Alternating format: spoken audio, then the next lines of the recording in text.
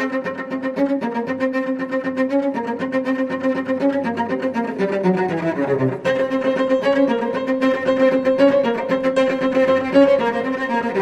un placer tener aquí con nosotros a Carlota Matessant. Ella es doctora por la Universidad Complutense de Madrid, con la tesis justamente el antisemitismo contemporáneo en Estados Unidos, el discurso público del Anti-Defamation League desde el 1945 hasta el 2001.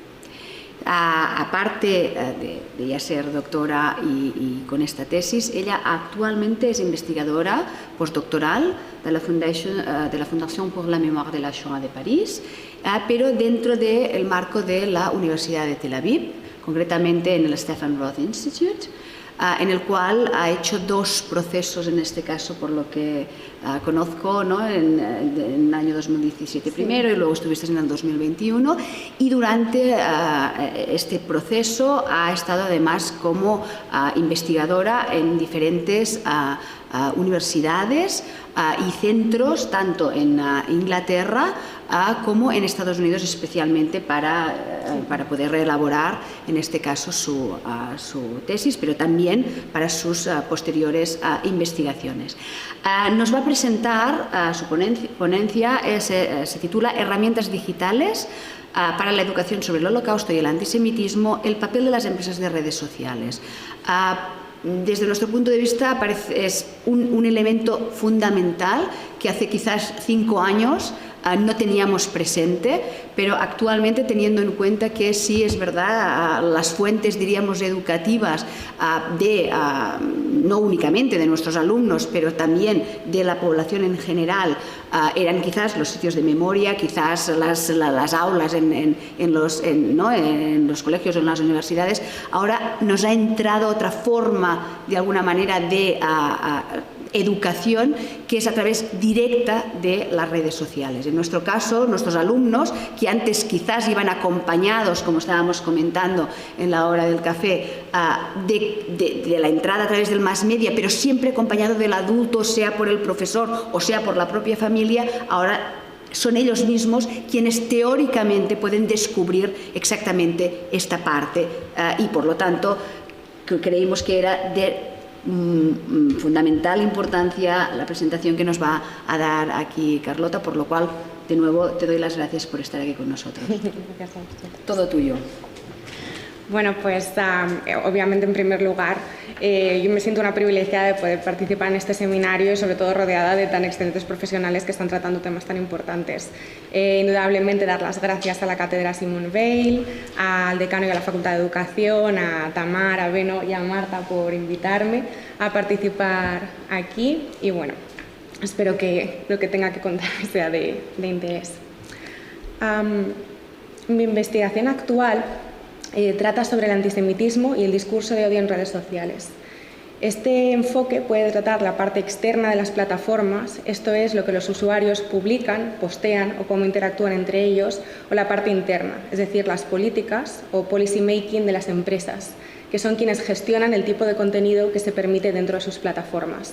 Esto es lo que yo estoy estudiando, abordando el antisemitismo, su relación con el discurso del odio como marco conceptual en el que suele incluirse, y el papel del Holocausto, específicamente, dentro del discurso público de estas empresas, ya que me interesa la producción de narrativas por los sujetos históricos en conexión con las dinámicas de la intolerancia.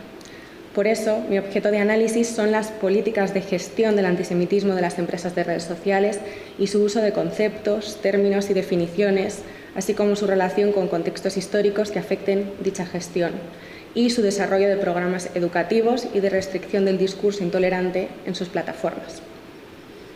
A lo largo de mi presentación de hoy verán que quizá el título elegido no recoge en su totalidad los temas de los que finalmente voy a hablar, y en ese sentido les pido disculpas de antemano.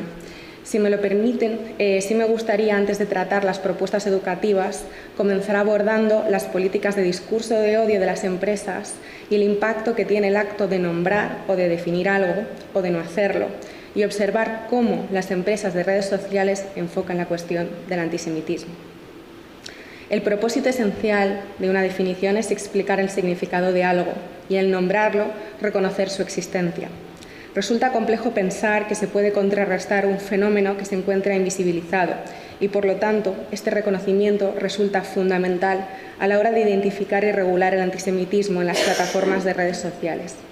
Sin embargo, ni Facebook, ni Twitter, ni YouTube, por citar algunas de las empresas más destacadas y que usaré como ejemplos hoy, brindan algún tipo de explicación cohesionada del antisemitismo ni de cualquier otra fenomenología. Y de forma aún más problemática, generalmente ni siquiera lo nombran, ni nombran tampoco al colectivo que lo sufre. Un proceso que lleva a que el contenido antisemita no pueda ser calificado ni entendido como tal, quedando diluido dentro del discurso de odio y en gran medida haciendo aún más complejo contrarrestarlo en sus diferentes versiones y matices. El enfoque de las empresas se basa en censurar acciones que utilizan el discurso directo para hostigar o incitar a la violencia contra las personas, dejando narrativas más complejas, donde el antisemitismo está presente de manera menos transparente, sin explorar. El discurso conceptual, ideológico, el antisemitismo político o el contenido antisemita relacionado con las instituciones no está regulado dentro de estas plataformas. Las líneas borrosas entre la libertad de expresión y el contenido de odio se han convertido en uno de los grandes desafíos actuales al que se enfrentan estas plataformas de redes sociales. Esto se extiende al debate sobre el uso de las definiciones de la IRA o la JDA y el papel de Israel en relación con el comportamiento antisemita en línea. Ni Facebook, ni Twitter, ni YouTube han utilizado ninguna definición externa de antisemitismo ni generado una propia, muy probablemente para evitar controversias y un posicionamiento político que afectase a sus relaciones públicas y percepción social. El principal problema que plantean las políticas de las empresas de redes sociales es que, bajo la premisa de la política de discurso de odio, gran parte de lo implícito del lenguaje y la terminología antisemitas, así como las singulares amenazas que sufre cada comunidad afectada, se dejan de lado porque caen entre las grietas de un conjunto ambiguo de políticas en las que no solo el antisemitismo, sino también la islamofobia o la fobia LGTBQ no se identifican apropiadamente. Cuando las plataformas de redes sociales aparecieron a principios de los 2000, las políticas respecto al discurso del odio de dichas empresas eran escasas o directamente inexistentes. En 2006, cuando Twitter apareció, sus reglas funcionaban bajo la premisa de que la empresa no supervisaba ni censuraba activamente el contenido de los usuarios, excepto en circunstancias limitadas. Y tales circunstancias se incluían en lo que denominaron como limitaciones de contenido.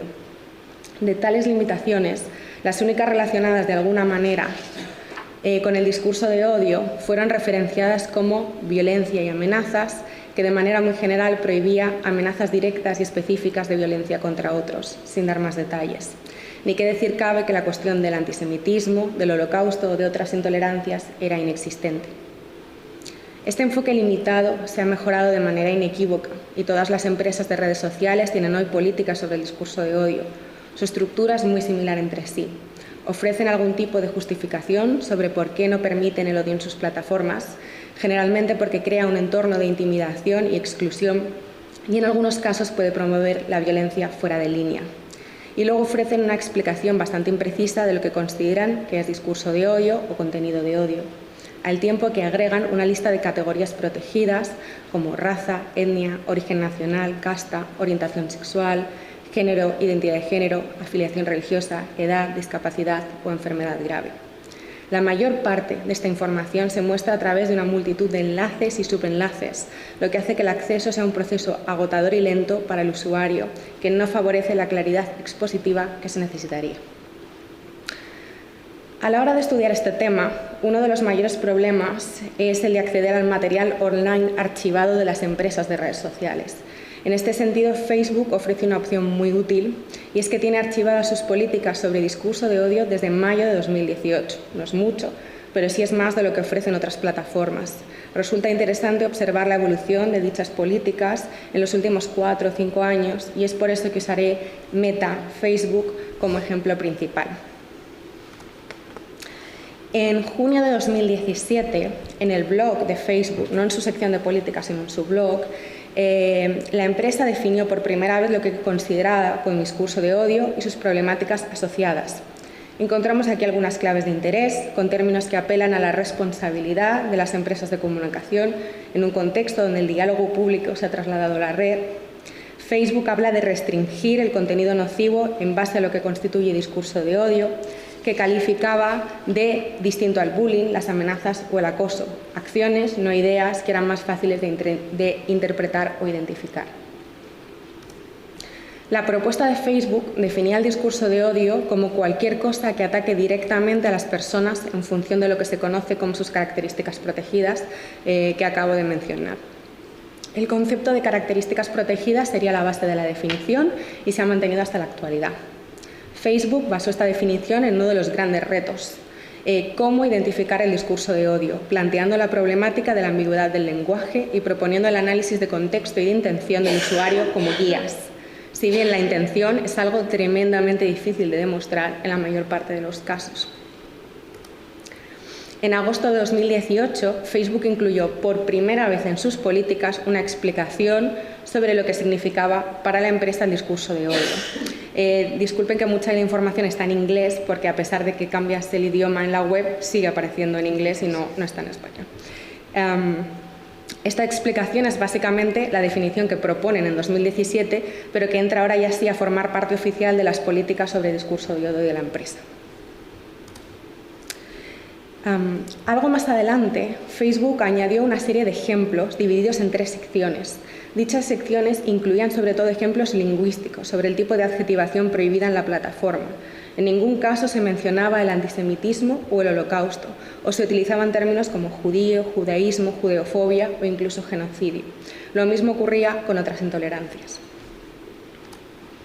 Desde julio de 2019, Facebook probó diferentes versiones de sus políticas sobre discurso de odio, a veces eliminando la definición inicial, a veces sustituyéndola por comentarios aclaratorios y eventualmente regresando siempre a la definición original, realizando ciertos cambios, como por ejemplo la eliminación de la sección que permitía el uso del lenguaje ofensivo dentro de los parámetros de lo humorístico.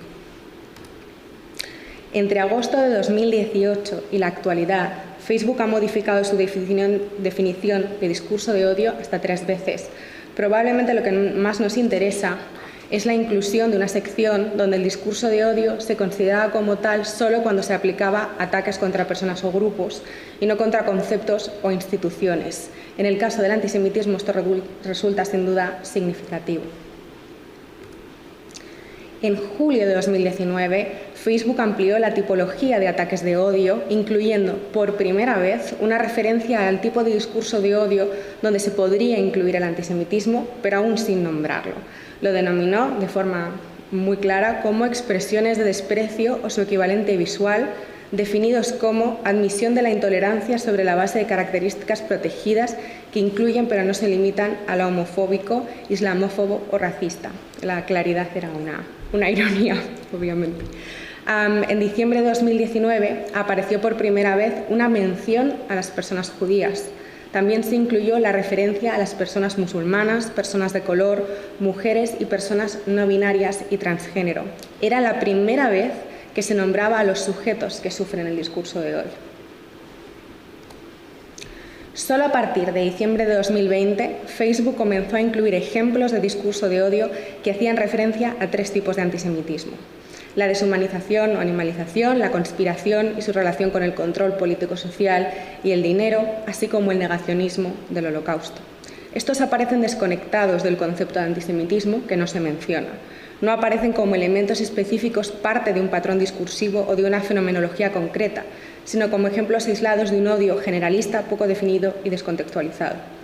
El antisemitismo como concepto y todo lo que esto implica cultural e históricamente no existe. No obstante, a pesar de la reticencia de Facebook y de otras empresas a incluir el término, es indudable que estos 3 ejemplos constituyen un avance a la hora de reconocer la existencia del odio antijudío en la red y su heterogeneidad. Facebook, sin duda, no es el único caso. En TikTok, una plataforma mucho más reciente, se incluye en sus políticas una definición del discurso del odio, una mención clara al negacionismo del holocausto y, más importante, es la única empresa que ha incluido la mención del término antisemitismo, definido por proxy al ser incluido dentro de la sección dedicada a las ideologías de odio. El caso de YouTube es uno de los más curiosos porque no recoge en sus políticas nada que tenga que ver directamente con el antisemitismo, no tiene ningún ejemplo específico. Si bien publicó en su blog en junio de 2019, y de hecho fue la primera empresa en hacerlo, que retiraría contenido negacionista del Holocausto. A su vez, se hace mención de la ideología del nazismo, algo que junto con el tratamiento del genocidio subraya una asociación clara a la hora de abordar el antisemitismo por esta empresa. En el caso de Twitter, la empresa no habla de discurso de odio, sino de conducta de odio que queda sin definir o explicar. Sin embargo, Twitter presta especial atención a las imágenes o símbolos, lo que aparece reflejado en sus políticas con ejemplos específicos como Estrella de David o esvástica nazi, si bien aparecen como casos aislados, desconectados de nuevo del concepto de antisemitismo y que solo tienen sentido en su conexión con el Holocausto. Esto nos lleva a una primera pregunta, o nos puede llevar a una primera pregunta.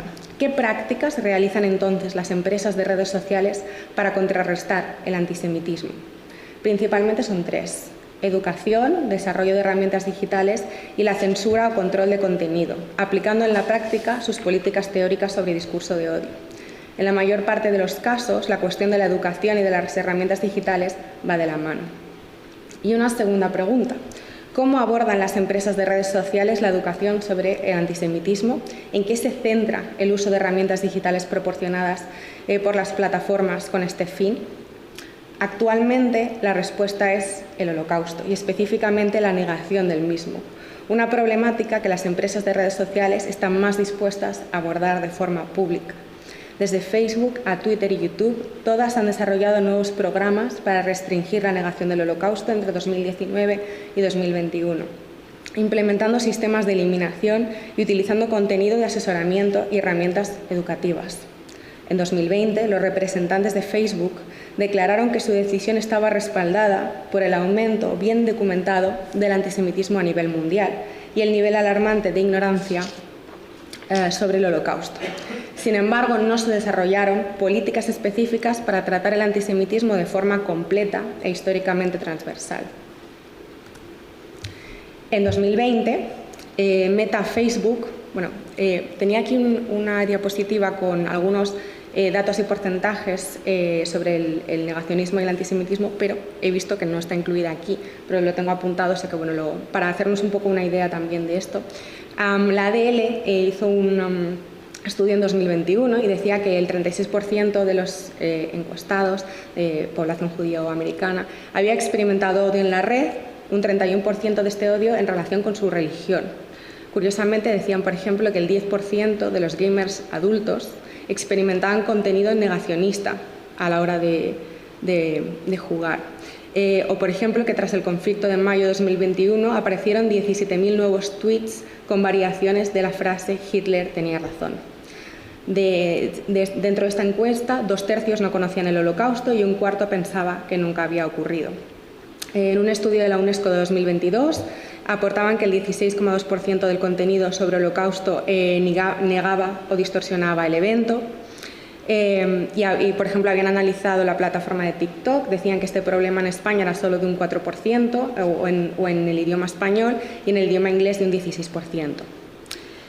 También hay un estudio nuevo sobre Twitter de la Universidad de Indiana, donde habla que sobre todo hay tres temas principales de antisemitismo en redes sociales, que es el tema de la dominación global judía, el conflicto en Oriente Medio y el negacionismo del Holocausto. En 2020, Meta Facebook anunció que actualizaba su política de incitación al odio para prohibir cualquier contenido que negase o distorsionase el Holocausto, así como lanzó una iniciativa educativa en cooperación con UNESCO y el World Jewish Congress, por la que cuando los usuarios de Facebook buscasen términos asociados con el Holocausto o la negación del mismo, la plataforma ofrece un link que lleva a la web aboutholocaust.org, donde pueden aprender sobre el genocidio de los judíos europeos y otros grupos étnicos durante la Segunda Guerra Mundial. En 2021, TikTok desarrolló una herramienta parecida, generando una App Hub con vídeos educativos que se ofrecen como primer criterio de búsqueda sobre temas relacionados con el Holocausto en su plataforma, en conexión con las comunidades judías y el antisemitismo actual. El sistema también bloquea vídeos negacionistas y redirecciona a fuentes legítimas sobre el genocidio. TikTok utiliza el Holocausto como vehículo para tratar también temas actuales, lo cual, por un lado, expande las posibilidades educativas de la Shoah, pero por otro lado condiciona la aproximación al antisemitismo siempre en relación con el nazismo. Es más, TikTok explícitamente manifiesta que su forma de lucha contra el creciente antisemitismo actual es atajar el negacionismo del Holocausto, si bien conceden que también hay que eliminar otros prejuicios, pero sin usar el término antisemita, antisemitismo u odio antijudío. Twitter y YouTube se comprometieron también a eliminar de forma específica los casos de negacionismo, pero no han desarrollado herramientas educativas al respecto. En el caso de Twitter podemos tener en cuenta el caso de su Creator Safety Center, donde la empresa remite a sus políticas sobre contenido de odio a la hora de generar espacios seguros y regular el contenido que se publica. Sin embargo, en esas políticas no aparece reflejado el antisemitismo. Es más, las políticas de restricción de contenidos a las que redirigen son las relacionadas con el acoso y el ciberbullying, no con el discurso de odio. Las herramientas educativas también son herramientas de información, por lo que la forma en la que las empresas explican los conceptos de uso y de restricción, el acceso a los mismos y la terminología que se utiliza es de suma importancia. Difícilmente podemos hablar de educación sobre fenomenologías de odio si las políticas al respecto no son claras en las plataformas de cara al usuario. Esta realidad queda especialmente de manifiesto en YouTube, que cuenta con una de las páginas más confusas, generalistas y poco claras que he podido analizar. Lo que todos estos programas y herramientas tienen en común es que se centran en el Holocausto para combatir el antisemitismo, específicamente el negacionismo. Esto debe hacernos reflexionar sobre por qué las empresas de redes sociales desarrollan y promocionan este tipo de campañas. ¿Por qué se trata el Holocausto de forma específica, mientras otras formas de antisemitismo quedan invisibilizadas? Asumiendo la realidad de cómo de preocupante indudablemente es el negacionismo del Holocausto, planteo 4 factores. Uno es la viabilidad. Es más fácil de identificar dentro de las plataformas de redes sociales la palabra Holocausto y todo lo que pueda estar relacionado con ello, sea factual o sea negacionista. Por otro lado, la polarización que rodea al antisemitismo en la actualidad y que lo hace mucho más difícil de tratar y además con su nombre. En tercer lugar, la presión de organizaciones internacionales y activistas que han pedido y llevan pidiendo muchísimo tiempo a las empresas de redes sociales que actúen. Y en cuarto lugar, resulta menos divisivo. Esto es en gran medida porque el Holocausto se considera un evento histórico, concreto en el espacio-tiempo, donde el antisemitismo está asociado al nazismo, una ideología ampliamente aceptada por la sociedad como criminal y reprobable. Así, el negacionismo del Holocausto se presenta como una forma, por decirlo de alguna manera, políticamente correcta de tratar el antisemitismo, mientras que la fenomenología previa y posterior quedan condicionadas por la falta de un conocimiento histórico de la realidad judía y de la realidad judía no victimizada y por la politización extrema del conflicto en Oriente Medio, cuya polarización en el discurso público ha invisibilizado su impacto sobre la compleja realidad de las comunidades judías actuales. El Holocausto se presenta hoy como el mayor activo educativo contra el antisemitismo, pero también como el núcleo del discurso público de las empresas de redes sociales que solo usan el término antisemitismo en programas relacionados con el Holocausto. Esto debe hacernos plantear en qué medida la exclusividad del Holocausto como representante máximo del antisemitismo erosiona dentro de este discurso público la trayectoria histórica de la judeofobia y reduce el antisemitismo al nazismo. Esto es, no se trata de criticar el uso educativo del Holocausto, ni mucho menos, sino de repensarlo atendiendo al uso que de este se hace para hablar de antisemitismo como una fenomenología histórica localizada, en lugar de tratar el antisemitismo en su totalidad, atendiendo a sus ramificaciones y complejidades pasadas y actuales. Si atendemos a la tendencia que han seguido las empresas de redes sociales, no debemos eludir la cuestión de las relaciones públicas y de cómo estas empresas han modificado o actualizado su política sobre el negacionismo del Holocausto casi en cadena, publicitándola y abandonándola como buque insignia de la lucha contra el antisemitismo, pero sin reconocer a este en sus propias políticas de empresa. Las empresas de redes sociales, en tanto que entidades privadas y esencialmente negocios corporativos, Intentan esquivar los posicionamientos políticos y la polaridad social, a costa de invisibilizar las fenomenologías específicas, amalgamadas y diluidas dentro de las imprecisas y muchas veces farragosas políticas de discurso de hoy. A la vez promocionan y en gran medida lavan su imagen mediante propuestas educativas y de cooperación con organismos internacionales para combatir el antisemitismo, pero solo de forma parcial y en gran medida tangencial. Indudablemente, el negacionismo del Holocausto es una lacra en Internet, uno de los mayores desafíos, y cualquier propuesta y avance para eliminarlo es más que bienvenida. Es más, siguen siendo pocas las propuestas educativas y las herramientas digitales que ofrecen las empresas de redes sociales. Se mantienen los mínimos imprescindibles y siempre como respuesta a la presión social y política, y llegando excesivamente tarde a remediar procesos que llevan ahí desde el nacimiento de los primeros portales de Internet. Precisamente por eso, estas empresas no deben hacernos olvidar que el antisemitismo va más allá, que su heterogénea y persistencia adaptativa lo convierte en un odio expansivo que no debe quedar reducido a un único evento. La aplicación de herramientas educativas digitales en redes sociales para combatir el negacionismo es útil y muy necesaria, pero también refleja en sí misma la necesidad de tratar el antisemitismo de forma clara y pública, algo que debe ocurrir también dentro de las aulas. Es necesario educar sobre periodos, términos, símbolos y conceptos que trascienden el Holocausto y evitar el riesgo, quizá, de que el antisemitismo sea solamente entendido como historia, en tanto que pasado, sin poder educar desde las realidades del presente. En definitiva, resulta muy difícil enfrentarse al antisemitismo si éste queda invisibilizado, si no se nombra, si se reduce históricamente o si se trata de forma selectiva, sin tener en cuenta las realidades sociales actuales que continúan insuflándole oxígeno. Abordar el antisemitismo y otras intolerancias de forma completa es probablemente uno de los grandes desafíos de las empresas de redes sociales, así como adquirir un compromiso serio con políticas educativas más allá del Holocausto, que apuesten por la información veraz sobre la cultura judía y sobre las dinámicas antisemitas que trascienden las barreras cronológicas e ideológicas del conflicto bélico de la Segunda Guerra Mundial, vinculadas a las fenomenologías de odio y prejuicio en sus diferentes tipologías, contextos y geografías locales y globales. Muchas gracias.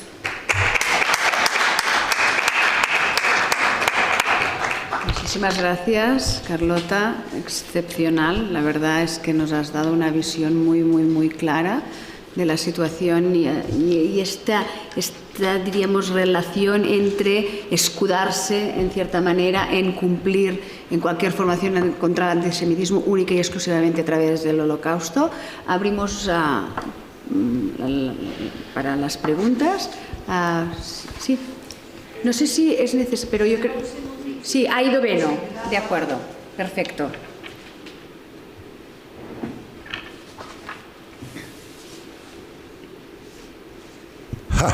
Como yo tengo el micrófono, hago yo la primera pregunta, si os parece bien.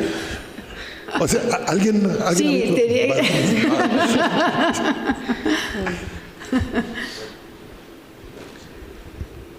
Vale, ¿se me oye? Bueno, enhorabuena por la conferencia. Ha sido muy ilustrativa, sobre todo un mecanismo que en el mundo académico, en el caso de los que somos historia, se suele dejar a un lado, ¿no? Que son las redes sociales. Y bueno, me ha parecido muy interesante y quería preguntarte si has podido indagar en los mecanismos. Evidentemente nos has explicado las definiciones que luego se utilizarían para los mecanismos para detectar estos elementos, ¿no? En base a esas definiciones se produce una metodología y en base a esa metodología localizan esos contenidos que luego deciden si suprimen o no. Mi pregunta básicamente es si en algún lugar de las plataformas el equipo de desarrollo de estas redes sociales explica literalmente cuál es el proceso efectivo para eliminar esos contenidos. Es decir, ¿es un algoritmo? ¿Es una aplicación? ¿Son personas que revisan individualmente cada caso? Etcétera. Esa es la cuestión que tenía yo, porque, por ejemplo, sé de estar trabajando este mes y medio con esta temática que el que una persona o varias o incluso cientos sigan el mismo proceso de denuncia de una publicación no implica, y esto lo ponen en las propias webs de las aplicaciones, que se vaya a suprimir ese contenido. Entonces, por eso tenía la pregunta de que esto lo desarrolla una aplicación, es un equipo de revisores, ¿cómo se lleva a cabo esto? Y si esto viene explicado en las páginas de estas redes sociales. Muchas gracias. Pues hasta donde yo he podido ver, en la mayor parte no lo explican. Donde se encuentran más informaciones en Facebook, que en efecto te dicen que utilizan tanto inteligencia artificial como personas que se dedican físicamente a cribar el contenido. De hecho, además lo leí hace poco, usan mucho más a personas que físicamente leen el contenido que la inteligencia artificial. Ellos asumen que la inteligencia artificial no está actualmente a la altura de poder realizar el trabajo con la misma efectividad, pero tampoco son muy transparentes más allá de esto sobre qué proceso hacen, pero son de las pocas empresas que al menos te cuentan su teoría. Es cierto que, por ejemplo, la ADL hace todos los años una tabla en la que habla de la efectividad de las empresas a la hora de retirar el contenido. Y sí, te la puedo mandar por email, si no se encuentra también en Google con bastante facilidad. Y tienen una de 2021 en la que aparecen, pues no sé si son hasta 10 empresas, hablando de la terminología que sí que incluyen, religión, etnia, cosas por el estilo, y el sistema que hay para denunciar y en qué medida resulta efectivo o no. No tanto el proceso que realizan, pero sí resulta efectivo o no. Pues muchas gracias, Carlota, por la presentación. Un tema altamente importante y novedoso, ¿no? Porque nuestra generación no ha crecido con esto y entonces no nos sentimos nativos en esta temática, y por eso te agradezco que nos traes esta temática aquí. Yo tengo una pregunta sobre dos otras formas de responder al odio en general y al antisemitismo en concreto en las redes. Porque parece que siempre estamos sobre se puede publicar o no, o sea, hay que borrar o no, blanco o negro, cuando ni siquiera nosotros quedamos de acuerdo en qué es la mejor definición del antisemitismo, ¿no? Sabemos de malas definiciones, pero la mejor tampoco lo tenemos claro entre nosotros. Entonces tampoco podemos exigir de Twitter o Facebook que ellos lo tengan más claro que nosotros, que llevamos años estudiando este fenómeno, ¿no? Pero había algunos intentos de no de borrar, sino de ofrecer discursos alternativos. Por ejemplo, el fact-checking. No decir, no borro esto, sino mira, aquí encuentras información alternativa sobre este fenómeno. O podría ser que este contenido es antisemita, mírate esta página comprobada por si quieres saber más, ¿no? Es decir, existen formas de no caer en la trampa de la cultura de la cancelación, borramos todo lo que no nos gusta, sino el diálogo. Un bot automático que dice, podría ser que aquí estás cayendo en un error, mírate esto, ¿no? Es decir, quería saber en qué medida las plataformas trabajan actualmente también con estas herramientas de añadir información verídica y alternativa frente al simplemente lo dejamos o lo quitamos. Esta es una pregunta. Y la otra, uno de los problemas de las redes sociales es que las imbecilidades que se decían siempre ahora llegan potencialmente a millones de personas, ¿no? Mientras si alguna persona dice una idiotez a su vecino, pues no tiene mucho impacto, pero cuando lo dice a 1 millón de personas puede tener un impacto diferente, aunque es exactamente las mismas palabras. Entonces, muchas veces en las redes sociales no se trata tanto de qué se dice y qué no se dice, sino la visibilidad que tiene aquello que dices. Y las diferentes plataformas trabajan con arquitecturas de información. Por ejemplo, sé que la última vez que lo miré en YouTube, sube y baja los comentarios que haces debajo de los vídeos según la cantidad de likes, pulgar arriba y más pulgar abajo. Es decir, suma lo positivo y lo negativo. Significa que los comentarios más visibles, más arriba, son los más polémicos, los que más interacciones, no solo positivos, sino también negativos han recibido. Es decir, la propia lógica arquitectónica de la plataforma fomenta no que se dicen cosas polémicas, sino que se visibilizan cosas polémicas, ¿no? Es decir, y otras formas de crear algoritmos de visibilización serían posibles. Es decir, podría darme Twitter en vez de lo más actual o en vez de lo más interactuado, también podría darme lo más físicamente cercano a mí. Habría muchas formas de organizar la arquitectura de la información.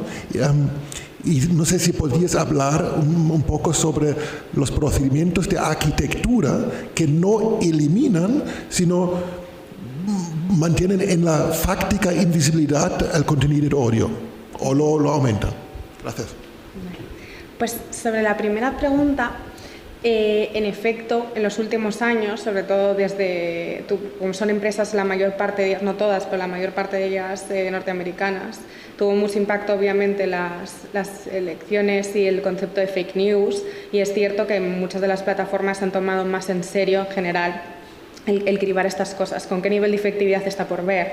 Porque bueno, Twitter, que está ahora viviendo momentos extraños, anunció hace poco que iba a hacer un sistema de fact-checking masivo que no está siendo muy productivo. Y es cierto también que la mayor parte de las políticas se centran en efecto en la prohibición. A mí, de hecho, me parecería fantástico, en efecto, que muchas veces lo que se redirigiera a links de información verídica sobre muchos temas. Lo que intentaba transmitir en gran medida era que actualmente, y en relación con el antisemitismo, no he tratado todavía otras fenomenologías, se está haciendo poco, pero sobre todo con la cuestión del Holocausto, pero no cuando se identifican, que es también parte del problema, cómo identificarlo para poner el link que te redirige a la información factual, no se está haciendo todavía, y no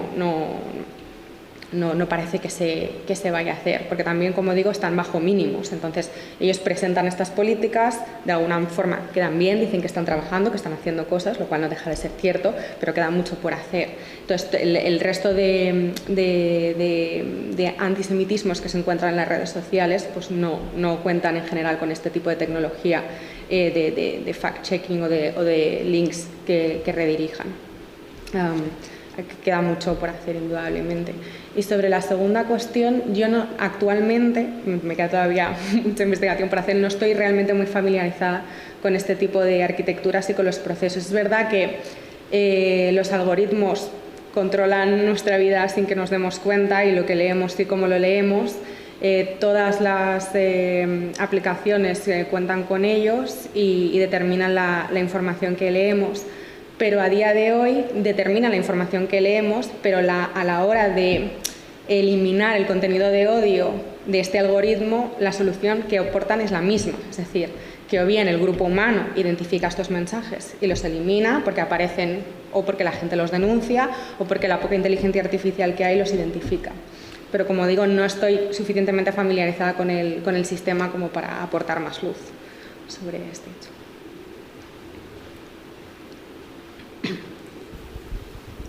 Gracias.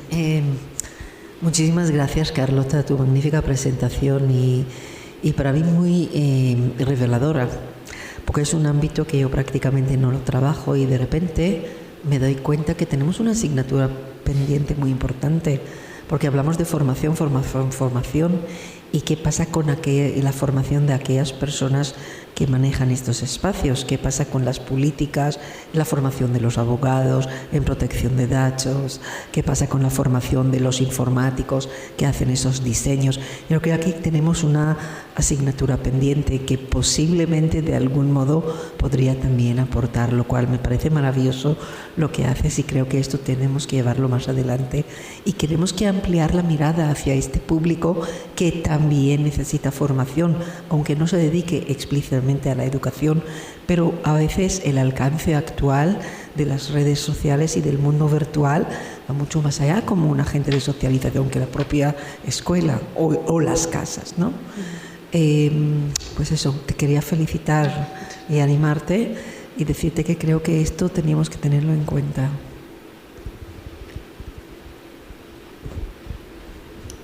¿El que tiene una pregunta también? Sí, de mi parte también muchas gracias.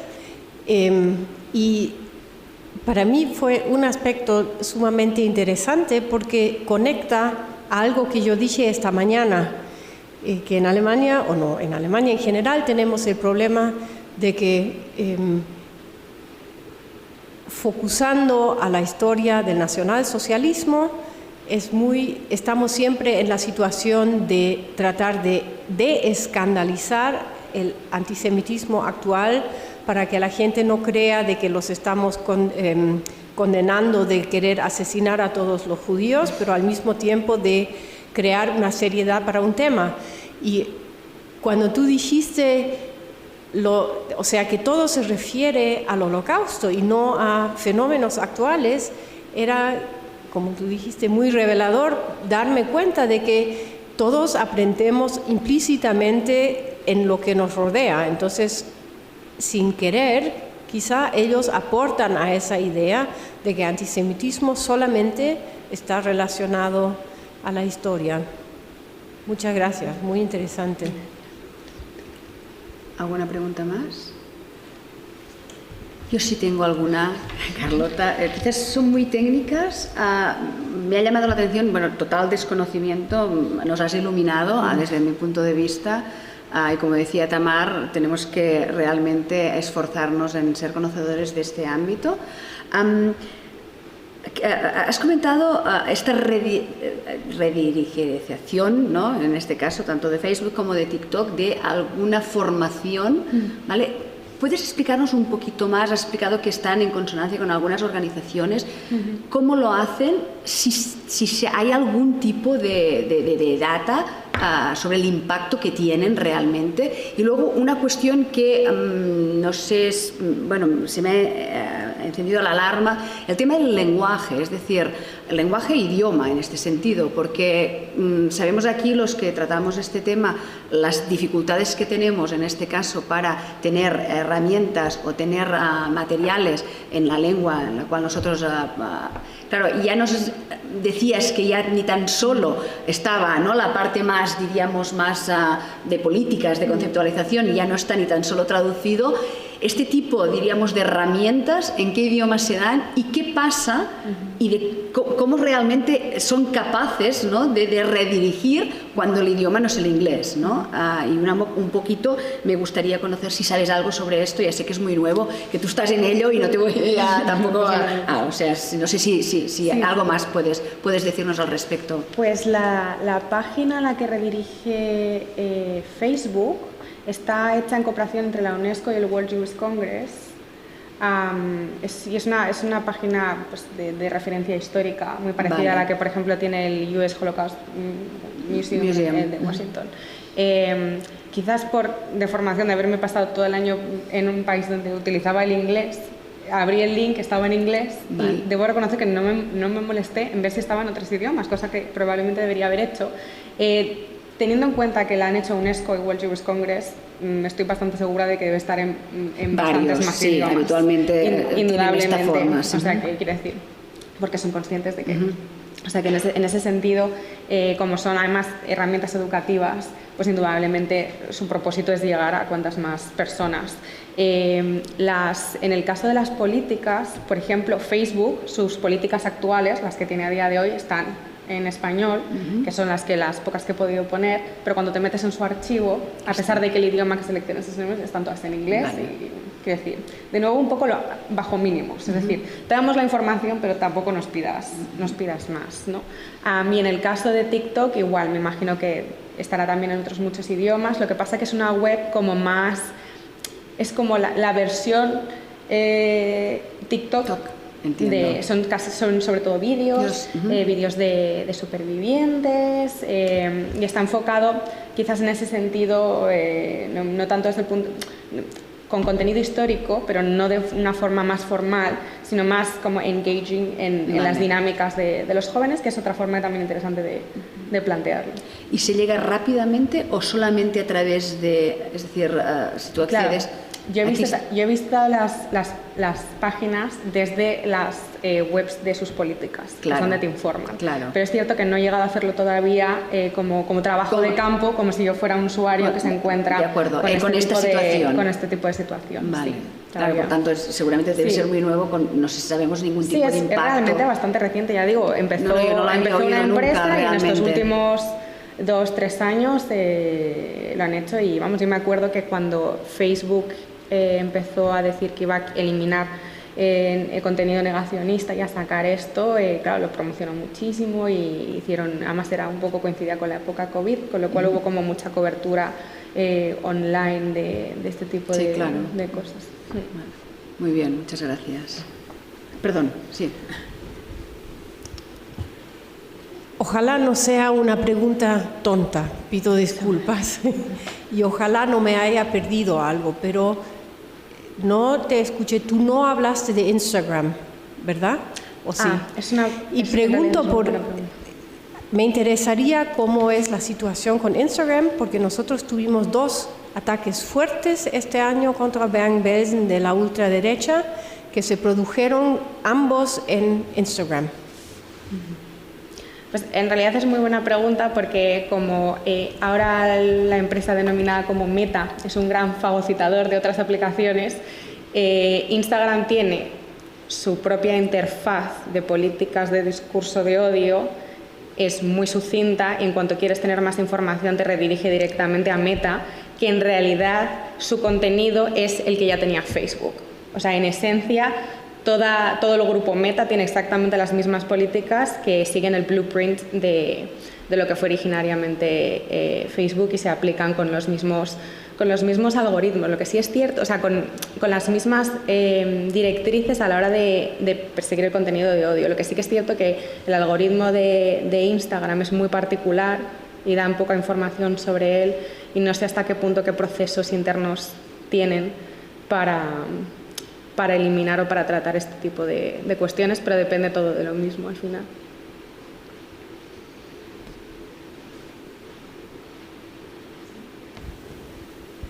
Bueno, en primer lugar, muchísimas gracias. Si os parece bien, Beno me pidió que diga unas palabritas para clausurar, entonces, en primer lugar, agradecer profundamente a Carlota esta aportación. Y a Marta Simón, por supuesto. Como codirectora de la cátedra, me gustaría decir unas palabras, pero si les parece bien, me iré arriba para que nos veamos las caras. Me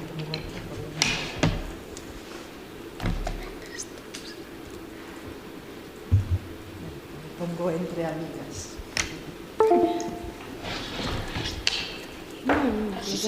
No, yo os dejo a vosotras, que sois las importantes. Podéis quedar. Vale. Más que nada para que os pueda ver, no por nada, no para crear distancias, pero... ¿Tienes el problema?